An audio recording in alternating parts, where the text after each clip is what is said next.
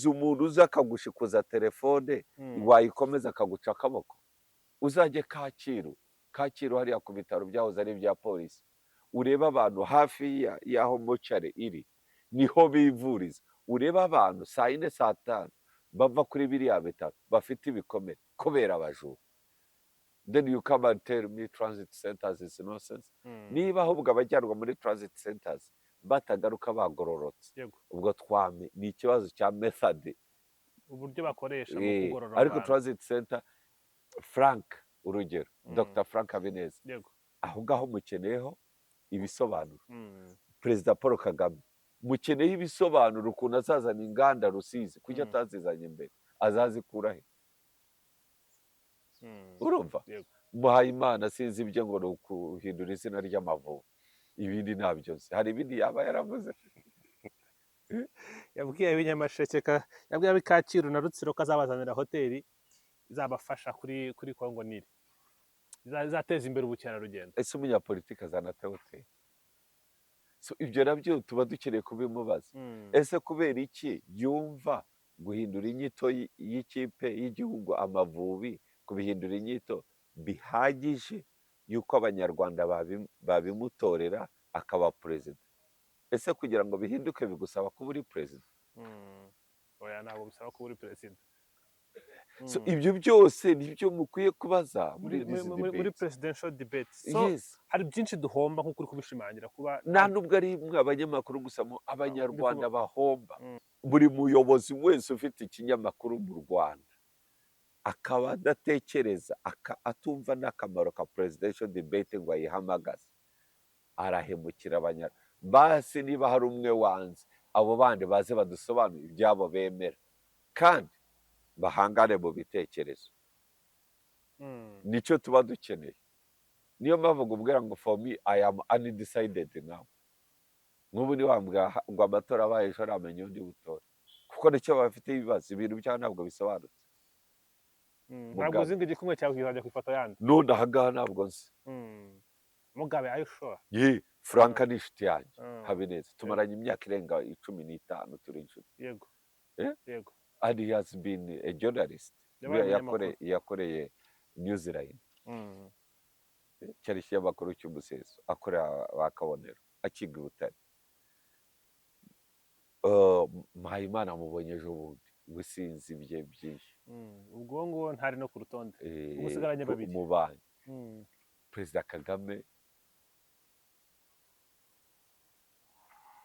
ni inkotanyi nanjye ndi inkotanyi ariko ntabwo ubukotanyi buhagije kuko igikumwe cyane ugomba kunyereka imyaka 5 iri imbere urakotana ute noneho. Yego ako jewe of course kuri we nyinde nangiye abantu benshi mbona badasobanutse.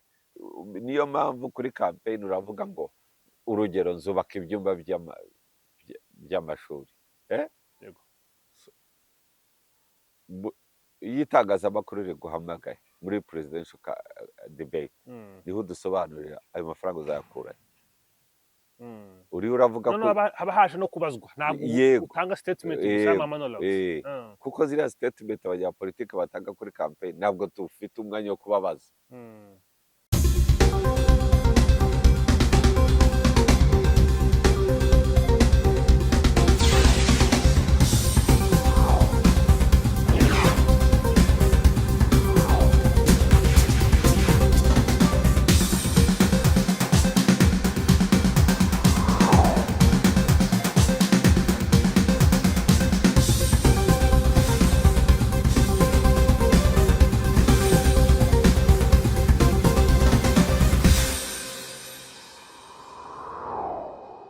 Yego mwaramukanye amahoro y'Imana bakunzi ba One Nation Radio ni radio ya diaspora nyarwanda ijwi rya diaspora. Turi hano Kicukiro kuri Kaso aho turi kumwe na Mugabe Bob. Mugabe waramukanye amahoro ya Rurema? Waramutse. Uyu munsi umeze neza? Yeah, I guess. Nukuri ako bisa kugira ngo tukubone umeze neza tuba twishimye kuko tuba twabigusabiye amasengesho yacu ya buri munsi. uzareke zongere kugusabira ureke nta kintu ubona isengesho ryagufasha mu buzima bwawe genda isengera nonese isengesho ry'undi nta kintu ntaryo ryagufasha nkeneye nonese wowe wenyine urihagije mama wanjye aransengera ntiwumva ko ukeneye undi muntu arahari nta muntu umwe wigira oya jye n'amaturage amasengesho ntabwo ari inizanye Mm. nta nubwo ari ikintu tugenda dusabiriza Mm. amasengesho ni communication yawe n'Imana kandi iyo communication ishingiye kuri relationship yawe n'Imana Mm. uko ubanye n'Imana umunsi ku munsi nonese iyo Mana uvuga si itubwira ngo kunda mugenzi wawe nk'uko wikunda ariko ntabwo tubwira ngo ubuse wakunda umuntu ntumusengere kumusengera ni byiza wamusengera ariko hariho ababigize umwuga ngo bashinzwe gusengera abantu you pay them abo ngabo ahubwo biba byabaye ibindi ubundi abanyamasengesho intercessors babaho asa hari abantu bari qualified kuruta abandi kuba bafite ijwi ryumvwa n'Imana kuruta abandi erega naho bihera bitajya kuvuga twabasengeye turabona muntu wigira mu n'izi sengesho mu nsengere isengere Mana erega gusenga ni nk'uko nganira nawe biterwa isengesho nta nubwo ari ibintu bandika ngo ubibloke ni nk'uko nibwo kuganira nawe spontaneously it's your communication with God iyo udafite relationship n'Imana niyo mpamvu utira amasengesho cyane iyo udafite umubano na Nyagasani niyo mpamvu ujya gusabiriza amasengesho urakoze cyane Mugabe urakoze cyane buri munsi ntubura akantu k'ubwenge utwungura abantu barabyumvisha aho nta bwenge burimo iki kintu kizagutandukanya kizaguteranya n'abapasitori bamaze ibintu birabatunze niba bashingira business yabo ku escrow abo nta kibazo bafite ariko ikibazo aho kiri kinakomeye buriya nubwo ubu binyura wirukanka ukabigira urwenya umuntu kwiyumvisha ko afite connection ihagije n'Imana abandi niba bayikeneye baze abaconnect wagira ngo we afite network booster ituma wowe hari abantu bakubwira ko basizwe amavuta ibyo simbyanga barabyiteranya ikiba cyarabaye uko ugirana ubusabane n'Imana unasenga Imana iguhereza ingabire gifts kado nta kintu ukora kugira ngo uyibone ni impano nyine y'Imana bamwe baba bafite impano yo gusengera abarwayi bagakira abandi bafite impano yo guhanura bivuze ngo umuntu yagusengera rero niba afite impano yo gusengera umurwayi agakira bivuze yagusengera ariko ikintu bakora birukana ubwo burwayi so bafite that power to drive out that disease and they do that ariko that power is not their own nta n'ikintu baba izo mbaraga ntabwo aba ari izabo oya nta n'ikintu baba barakoze ngo bazibone ni impano y'Imana ariko byose bigufasha kugarura abantu kumenya Imana ntabwo bigufasha kugira ngo ube umukire kugira ngo baguhe kaje kugira ngo ushyireho biro ya consultance oya bigufasha impano z'Imana zigufasha kuzana abantu ku Mana kumenya Imana no kumenya ubushobozi bwayo no kumenya Imana bayobotse imeze ite muri make muri za mpano z'Imana aba ari Imana yigaragaza identity yayo mu bantu n'icyo Imana ibigambiriye Imana ntabwo igambiriye kugira ngo ifate umuntu umwe imugire magician hanyuma iyo magic imukize ntabwo ari byo ntabwo ari byo nta nubwo bivuze ngo nubwira umuntu ejo hazaza he kubera ko ufite impano y'ubuhanuzi gushige biro ya consultance yo kubwira abantu ejo hazaza ariko ntabwo byishyiraho iyo ari kubivuga ntabwo avuga ngo ninjye uri kubikora uvuga ati Imana ntije imbaraga nirukanye abadayimoni mu izina rya Yesu okay and then why would you ask money for that turo ntabwo ari amaturo why would kubera icyo wavuga ngo abakristo niba ufite ibibazo niba ashaka kuza kundeba ashyira amafaranga runaka kuri konti kubera iki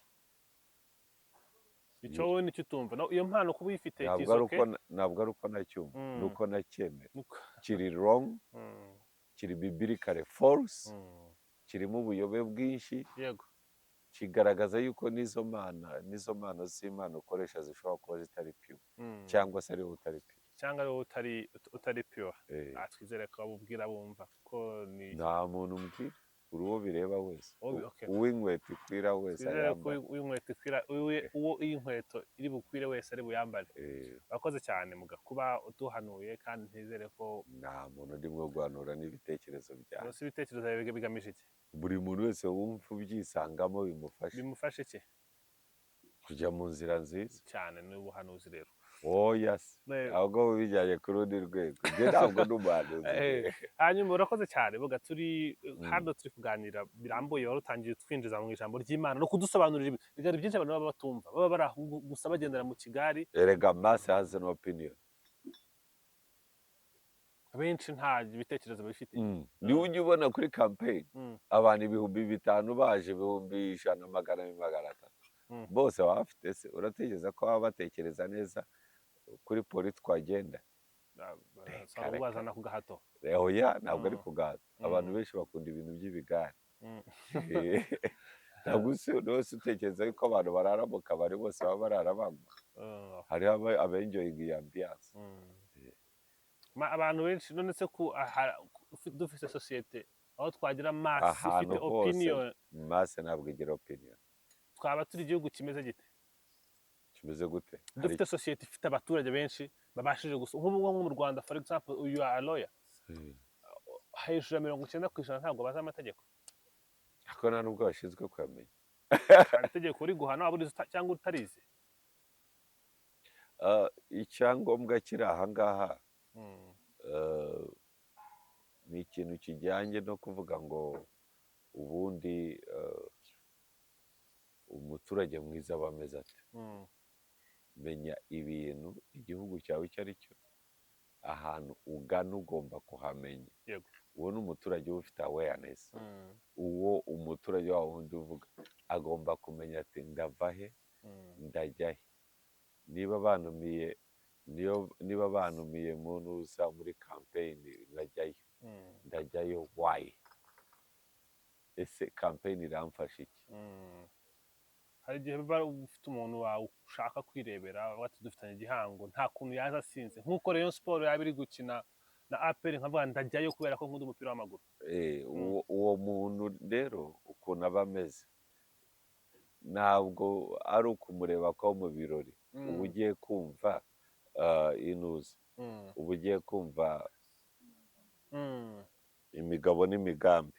Bivuze ngo hari impamvu ugiye. Yego ariko se mu by'ukuri se abantu baba bari hariya ndaguha urugero muri kampeni zikomeye baba bafite imigabo mu by'ukuri bumva imigabo n'imigambi cyangwa baba bagiye kureba. Uvuze neza baba bagiye kwirebera ibirori. Si ibirori gusa n'uwo muntu bakunda ni ikibazo cy'amarangamutima. Nabyo buri muntu habaho impamvu nyinshi ziyobora ubu buzima bwacu. Nakubwira ngo umuturage mwiza agomba kuba afite awareness yahajya n'ahava. Akama campaigns menshi akurura imbaga none aho ngaho bifite ikihe gitekerezo sindarangiza. Abafite awareness y'uwo ari we inshingano ze ku gihugu n'inshingano leta imufiteho agomba kwimenya uwo ari we kumenya uwo ari we. Ugomba kumenya uti urugero ugiye nka Mugabe ni ibiki nshoboye ni ibiki nashoboye byansaba bagenzi banjye ni ibiki nashoboye ariko bisaba imbaraga za politiki. Tuvuge turi mu bihe bya campaign ibyo bibazo mfite ninde mukandida urezonetinga nabyo ufite message byibuze ihura uburyo ashobora gusobanukirwa ibibazo byanjye mbamo umunsi ku munsi uburyo politiki izabikemura mu myaka 5 iri imbere. Icyo rero akaba aricyo kikujyana kuri campaign trail. Nibyo naho nimuza kureba umuntu kuri campaign bikaba nk'aho muje kureba Davido mu gitaramo cyangwa se muje kureba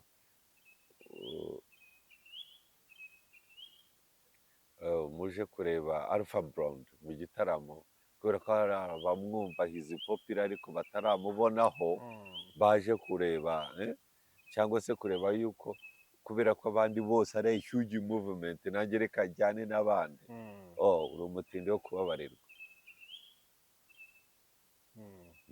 Uwo muturage ntabwo mba mukeneye igihe nta kintu aba amariye. ariko baravuga bati n'ubundi hari byinshi yadukoreye tutanamusabye. Ubwo uravuga ni nkaho kugendera kuri kampanye nyinshi nyine ziba bati ni nkaho wenda icyo yakomeza gukora cyose turacyizeye kuko hari byinshi twabonye tusanagizemo uruhare rwo kuvuga ngo bizagende gutya mu myaka 5 iri imbere. Hari umuntu urimo kuvuga specific kandi utambwiye. Kuvuga specific ndi kuvuga campaign abantu bazamo in masses bataje gutanga ibitekerezo baje kujyana na flow. Ikibazo ni iki? For me it is ndi ku clarifying ibyo wari uvuze umuntu ashobora kuza. Oya niba hari ibyo mvuze utumva bimbaze nongeye mbi clarifying. Jewe ntabwo wemerewe gufata ijambo ryanjye ngo bari ujya kurisobanura. Ntabwo ndi kurisobanura nyine gutanga alternative ku byo uvuze. Wowe icyo wumva munavuze kidasobanutse ongera ukingarurire. Wowe uravuga uti umuntu agomba kuza ari uko afite ibitekerezo bye by'ukuntu ibintu bizaba bimeze mu myaka 5 iri imbere. A good citizen. Nakubwiye ngo they might be a better citizen. Uza muri campaign avuga ati I trust this man kubera ko umurongo uri arimo n'ubundi. Ariko you trust him why? Cyangwa you trust her why? Trust gira ahantu ivarega. Ariko why ntabwo uri bunsubize gutyo ngo ibyo bintu mubikora mu bitaro bya Kinyarwanda je nabwo wabizana. Tell me why do you trust somebody? Nka Mugabe nshobora kumutrustinga kubera ko hano turavuga ku mpamvu zo kuyobora igihugu. Ntabwo ari trust zo kungura. Ntabwo ari trust zo kunguriza 50. Let me use a metaphor here man. Dushobora gutrustinga Mugabe ko ari umuntu nakiringira kubera ko namwiringiye koko akamfasha more than once. Avuga this guy is trustworthy. Uwo muntu uvuga uri uravuga Paul Kagame ariko uri urabinyuza ku ruhande kugira ngo ariko ntabwo ushobora kubakira ikiganiro gusa ku muntu umwe muri campaign zigizwe n'abantu benshi. Bwira undi ubiringiye inshuro imwe ebyiri mu urebye iyo mass ntayo tubona harimo Kagame. Icyo mvuga nuko umutwe wawe handitsemo pike. Wimvugira don't put words in my mouth. Ariko nibyo uri bwo kuvuga abazatwumva muri iki kiganiro muzabikure nabyo tuzakora bazakumva. Niyo kampanye izamo mass nk'uri kuvuga wavuze abantu 200-300 ahandi twabonye abantu benshi n'abantu 500 bivuze ngo twabonye mass hera kuri bangahe abantu barenze umwe Judis kuki se ubirangira ariko wavuze n'umubare your mind is corrupt. Wabaye specific kuvuga 200-300 aho twabonye 200-300 muri kampanye za RPF. Nta kibazo erega reka ngubwira abaturage kuza mass nta kibazo mbifiteho. Ikibazo do they understand as a good citizen? Kuko wibuka ikibazo bamubajije uti ubundi umuturage muzima akagombye kuba afite ibihe bintu. So nje ndiho ndavuga umuturage muzima imyumvire akagombye kuba afite mu bihe bya campaigns muzima a citizen mu bihe bya campaign ubundi akagombye kwitwara ati. Icyambere ntugire trust ishingiye ku marangamutima imeze nk'urukundo rw'abahungu n'abakobwa. Okay? It should be a trust ishingiye ku kuvuga ngo ndinde njyewe Mugabe inshingano zanjye ku gihugu ni izihe. Icya kabiri inshoboye iki, nihe mfite imbaraga, nihe mfite intege nke nkeneyemo boost ya leta. Hanyuma ukavuga mu bantu biyamamariza kuyobora Repubulika y'u Rwanda ninde ufite message ijyanye na hahandi ifite intege nke uburyo uragera ku butegetsi politike ze ingamba zazashyiraho zizashobora kuneza imbere mu buryo bwa education tuvuge niba ari ufite ikibazo, mu buryo bw'ubukungu, mu buryo bw'ibikorwa remezo, mu buryo bw'umutekano niba wumva hari umutekano muke, mbese ibyo bikagusunikira kuri a specific candidate, bikagusunikira ku mukandida runaka wihariye. Uwo nguwo kwirirwa umwirukanka inyuma, I'm fine with that. Kuza muri ibihumbi 700 miliyoni, I'm okay with that. muje kumva mwumva wabaha ibyo mwifuza. Good. Aho ngaho turi kumwe. Ndagira ngo tubaze tubikure ku marangamutima y'umuntu tujye ku nshingano z'umuturage wa Repubulika y'u Rwanda. Yego. Noneho hahandi ukeneye ko leta izitavininga, izagufasha, izajyana icyo cyerekezo cyawe wifuza. Niba uvuga uti uyu mukandida reka nkoreshe irangamuntu yanjye njye mu cyumba cy'itora, hanyuma bampereze ikarita y'itora. Iyo ni ikibaho wivunika. Ishyireho igikumwe. Ikarita y'itora twanyujemo umurongo. Okay, dukoresha irangamuntu. N'ubundi ikarita y'itora ni ibintu biri aho by'ibihugu bimwe bikiri mu nzira y'amajyambere bitaragira irangamuntu. Ariko umuntu niba afite irangamuntu mukamubona kuri lisite y'itora, tuguhereza agakarita ukageruka kubitaho igikumwe. Urupapuro ruriho abakandida. Ashyira igikumwe ugashyira muri box. Ugashyira muri box. Ukanyura ku wundi museseri, bariya bagufasha mu cyumba cy'itora, nawe akaguhereza urundi rupapuro. Ruriho abadepite. Nawe ugakubita igikumwe cyawe. Yego. Bakagushyira wino ku gahera. Bakaguhereza urupapuro ugashyiraho igikumwe, ugashyira mu gasanduku k'itora. Warangiza ugasanga umuseseri uri ku muryango agushyira wino ku gahera, gutagaruka, bigaragaza ko watoye, utaza kugira ahandi ubajijisha. Ukaburangije inshingano zawe, hanyuma wa muntu ngo watoye akarahira ibihe aba yarakubwiye uko igihe ibintu bizagenda bishyirwa mu bikorwa. Ukamubwira ese ibyo wadusezeranyije ibi n'ibi n'ibi bigeze he? Icya kabiri, usibye n'icyo, uko bakora bije y'igihugu y'umwaka, yayindi itangira mu kwa karindwi, ese ya migabo n'imigambi ye iragaragara muri bije y'igihugu? Niba ari umuhanda watwemereye uragaragara muri iyo bije. Iyi bije ya rora niba utagaragara izagaragara mu yari ryari. Noneho bigatuma wa mukandida wa wundi mwatoye mushobora kumuholdinga accountable, kumubaza ibyo ashinzwe. Icya cyizere mwamuhaye agomba kukibazwa. Aho ngaho niho media iziramo, niho na media ifasha abaturage gutumira ba bakandida bagize bashaka kuyobora igihugu, bakaza uko niba ari batatu, ari bane, ari batanu, bakajya muri media, bakajya mu gitangazamakuru, abanyamakuru bagatangira kubabaza ibibazo. Birabujijwe yuko umukandida agira undi muntu umuhagarariye, ntibishoboka. Nako mu Rwanda nta presidential debate turabona, kandi hari ibitangazamakuru byagerageje bikanga. Byagerageje iki? Kubatumira bakanga? Kubatumira ntibaboneka bose. Aho gase numva icyo bivuze, byansaba kubinsobanurira, kuko ngiye singora muri ibyo bitangazamakuru. Byasaba ko dushaka abantu muri ibyo bitangazamakuru. Ariko ngewe ikintu nkora ni iki ngiki. Niba a presidential candidate umutumiye akanga, host aba ahari kandi niwemereye yuko ahagararirwa, ubwo iryo shyaka ryanze kwitabira ubutumire bwayo. Ariko nanone uwo bohereje ngo ahagararire a presidential aspirant, a candidate, nimumwemerera muhagararira.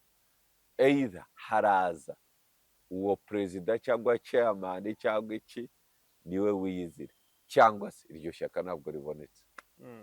Ariko ahari arakora presidential debate. Presidential debate uyibona iki ifasha abaturage mu gusesengura neza ibibazo by'igihugu. Abo bantu bumva bati ibibazo by'igihugu babifitiye uwuhe mugambi mu myaka 5. So nihagiramo utorwa, tuzamufata kuri bya bindi yavuze, tumuholding accountable, ariko abantu bahunga presidential debate mujya muvuga ko bamwe bataboneka ni kuvuga roranga abo ni abatinya accountability. Erega presidential debate igaragaza imigabo n'imigambi yawe, ubu bumenyi ufite ku bibazo biri mu gihugu, uko uzabikemura, ndetse no kwemera yuko abo bantu urimo kumvisha kugira ngo basobanukirwe neza. Nkanjye urugero ku giti cyanjye ubu none aha ngaha amatora abaye tomorrow, I don't know who I can vote. kubera iki? Bose baze kubakurikira message zabo nkeya bagenda bavuga, zimwe ntabwo zirabura ibisobanuro gute mu byo babwira bazakora. Bikeneye kuduhereza umwanya urambuye. Buri urabona campaign icyo zimara, yego uragenda ukiyereka abantu bawe ukavuga imigabo n'imigambi, ariko ntabwo ufite umwanya uhagije. So media ni iyo migabo n'imigambi si utora umuntu nimba ati nzubaka ibyumba by'amashuri birunaka, nzakuraho iminsi 30 y'agateganyo, nza iyo si iyo migabo n'imigambi, si cyizere uba uri gushyira ku bantu bagutora ariko niyo mpamvu kuri campaign uravuga ngo urugero nzubaka ibyumba by'amashuri. Yego. Iyo itangazamakuru riguhamagaye muri presidential debate, niho udusobanurira ayo mafaranga uzayakura. Uriho uravuga ko haba haje no kubazwa, ntabwo utanga statement gusa monologues, kuko ziriya statement abanyapolitiki batanga kuri campaign ntabwo tufite umwanya wo kubabaza. Nibo ako tubifitiye record, twabikina twavuga tuti watubwiye ko uzatugezaho ibi ngibi. Oya, ntabwo unyumva. Ikibazo si n'ibyo bavuga, ikibazo turashaka umwanya babisobanure. Tuvuge niba uvuga ngo nzakuraho imisoro, nzagabanya TV, okay, ariko nanone nzashyiraho ikigega, urugero gifasha abihangira imirimo, sibyo? Ayo mafaranga uzayakura ariko uzaba wagabanyije imisoro. That's what. Aho nta handi twabyumva usibye muri presidential debate. Naho si kuba amatora aba nta presidential debate ibaye, hari byinshi tutamenya cyane, hari ibibazo byinshi cyane barabatwarira mu kigali. Kandi ibi na media igomba kubimenya yuko irimo guhemukira abaturage.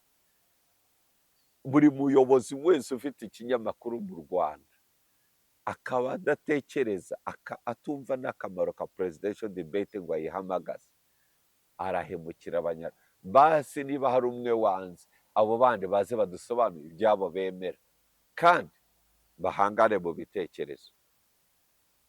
Nicyo tuba dukeneye. Niyo mpamvu ngubwira ngo for me I am undecided now. Nk'ubu ni wambwira ngo amatora abaye ejo namenye undi butora, kuko nicyo bafite ibibazo, ibintu byabo ntabwo bisobanutse. Ururavuga kuzubaka, hari uwo numvisha babwira abantu b'Urusizi ngo azazana inganda. Okay, uzazikura. Media aho ngaho niho iziramo muri debates. Yewe n'aba bakandida barabahamagara ama press conference, ariko ntabwo mubibabaza. Wavuze yuko uzazana inganda, tuvuge Rusizi. Hari abantu ufite mu mufuka wawe bazahita baza bagashinga inganda zikora iki, zizahereza abantu bangana iki. Tuba dukeneye details. Wowe uravuga ngo zakuraho ngo ibigo by'inzererezi. Okay, that's fine. Ziriya transit centers, now uri urajya gukora transit centers ugashaka no gukora 30 days z'igifungo, sibyo? Yego. Hasigarana ikibazo, hari petty thieves. Umuturage azihingira ikirusa, azihingira igitoki, undi azagiteme, abura hajyanwa, agenda atyo. Okay, ari yigeze kuvuga ngo bamujyana mu bunzi ngo bakamuca 10,000. Umuntu w'ibi igitoki yabona amafaranga 10,000. ubwo atayabonye None wamukora iki? natekereza ko ugomba gutekereza kuri ubwo uzi icyavuka Mm, hahita havuka icyo mu mategeko twita mob justice. kwihanira Umuntu yazajya kwibuka ukamukubita ukamumena umutwe. Mm, So, kubera ubwo ko utakizeye utakizeye ubutabera ntabwo buri bwo kukurinda. Uzi umuntu uza akagushikuza telefone wayikomeza akaguca akaboko. Uzajye Kacyiru, Kacyiru hariya ku bitaro byahoze ari ibya polisi, urebe abantu hafi y'aho mochari iri niho bivuriza, urebe abantu saa yine saa tanu bava kuri biriya bitaro bafite ibikomere kubera abajura. Then you come and tell me transit centers is nonsense. Niba ahubwo abajyanwa muri transit centers batagaruka bagororotse, yego ubwo ni ikibazo cya method. uburyo bakoresha mu kugorora Ariko abantu transit center, Frank urugero, Mm. Dr Frank Habineza, yego aho ngaho mukeneyeho ibisobanuro. Mm, Perezida Paul Kagame mukeneyeho ibisobanuro ukuntu azazana inganda Rusizi kuki atazizanye imbere, azazikura he? Urumva? yego Muhayimana sinzi ibyo ngo ni ukuhindura izina ry'Amavubi, ibindi ntabyo nzi. Hari ibindi yaba yaravuze? yabwiye ab'inyamasheke yabwiye ab'i Kacyiru na Rutsiro ko azabazanira hoteli izabafasha kuri Kongo Nile izateza imbere ubukerarugendo. Ese umunyapolitiki azanate hoteli? So ibyo nabyo tuba dukeneye kubimubaza. Ese kubera iki yumva guhindura inyito y'ikipe y'igihugu Amavubi, kubihindura inyito bihagije yuko abanyarwanda babimutorera akaba perezida? Ese kugira ngo bihinduke bigusaba kuba uri perezida? Oya, ntabwo bisaba kuba uri perezida. So ibyo byose nibyo mukwiye kubaza muri presidential debate. So yes. hari byinshi duhomba nk'uko uri kubishimangira kuba nta nubwo ari abanyamakuru gusa, abanyarwanda bahomba. Ndakubwira I am undecided right now. ntabwo uzi ngo igikumwe cyawe kizajya ku ifoto yandi. None ahangaha ntabwo nzi. Mugabe, are you sure? Frank ni inshuti yanjye Habineza, tumaranye imyaka irenga 15 turi inshuti. Yego yego. And he has been a journalist. Yakoreye New Zealand. Cyari ikinyamakuru cy'Umuseso, akorera bakabonero akiga i Butare. Muhayimana mubonye ejo bundi, gusinzi bye byinshi. Ubwo ngo ntari no ku rutonde. Umusigaranye babiri. Umubanyi. Perezida Kagame ni inkotanyi, nanjye ndi inkotanyi. Ariko ntabwo ubukotanyi buhagije kuko igikumwe cyane ugomba kunyereka imyaka 5 iri imbere urakotana ute noneho. Yego. Ako jewe of course kuri we nyinde nangiye abantu benshi mbona badasobanutse, navuga okay byibuze reka nsubire iwacu. nta challenge urabona. I need somebody to convince me iki gihugu mu myaka 5 arakijyana he. Ako se ubundi iki gihugu urakifuza ute mu myaka 5 iri imbere wowe? Thank you. Hari aho tuvuye kuva jenoside iyo muri 1994 jenoside yakorewe abatutsi. Hari aho tuvuye, hari aho tugeze twiyubaka. Yego. Hari urubyiruko rwinshi, hari urubyiruko rwinshi yego yego rwavutse nyuma ya jenoside rudafite akazi. I want to see employment. Urubyiruko tutarubonera akazi, hakaboneka umuntu ubazaramo conflict, yabajyana akabagira abasirikare bagahungabanya umutekano w'iki gihugu. Hari icyo kibazo by'ubujura, ibyaha byinshi cyane, bimwe bya petty offenses ni consequences z'ubukene. I need to hear about that. Ibindi turashaka ibikorwa remezo bigezweho. Iki gihugu ni igihugu kinini, iki ni igihugu gikomeye cyane ku isi, bigger, gikomeye, stronger than US. Kuri jewe, kuri Mugabe, u Rwanda rukomeye kurenza Amerika, rukomeye kurenza Ubudage, rukomeye. Icyo nicyo gihugu nifuza. Ikiri gihugu aho umwana wanjye nzabyara nizera yuko wari we ari umwana wanjye, ari umwana we n'umwuzukuruza we atazumva intambara muri iki gihugu. Urumva, nyeneye kubona abasaza bacu basaza neza, badasabirije barakoreye iki gihugu bafite aho bakuye igihugu. nkeneye kubona abapfakazi bacu bo twasigaranye muri barokotse bakomeza kubungabungwa. nkeneye kubona abana barokotse bafite icyizere cy'iki gihugu yuko they can prosper. nkeneye kubona abana bavutse ku bajenosideri bafite imyumvire mishya y'u Rwanda rwiza kandi rubahereza opportunities. nkeneye kubona yego igitekerezo cya buri muntu cyumvikana, cyane cyane cyubaka igihugu. none se kuri ibyo ngibyo byinshi uvuze, hari byagiye bikorwaho mu myaka 30 ishize, hari icyo binengaho mu buryo bwakozwemo ku buryo ubona ko hakenewe gukorwaho mu buryo bw'impinduka? Ntabwo naganira the future of this country in 5 years ngo usubize mu mateka. I am not looking behind, I am moving ariko nyine forward. ubwo nanone aho natangiriye nakubwira hari nahereye jenoside irangiye ihagarikwa, yego nkubwira ibintu tumaze kugeraho, nkubwira noneho where I see igihugu nifuza icyo ari cyo. wikongera kugarura ntabwo musubiza unless waba uri muri propaganda. nta propaganda, I'm not a propagandist. Sinkwemerera. icyo nkubaza naho waba uri we nakubangamira, n'ubundi urambangamira. icyo nkubaza ni ibikorwa remezo bigezweho uvuga nibihe? You said about infrastructures. iyi si ya none ahangaha, yego u Rwanda ruri mu bihugu bitagera ku nyanja. iyo ni fact. The cheapest drivers, mbere y'uko mvuga ibintu, drivers za economy y'u Rwanda ni ibintu bitatu kugira ngo economy y'u Rwanda itere imbere iyo ari yo yose. nako yo a landlocked country, a landlocked country.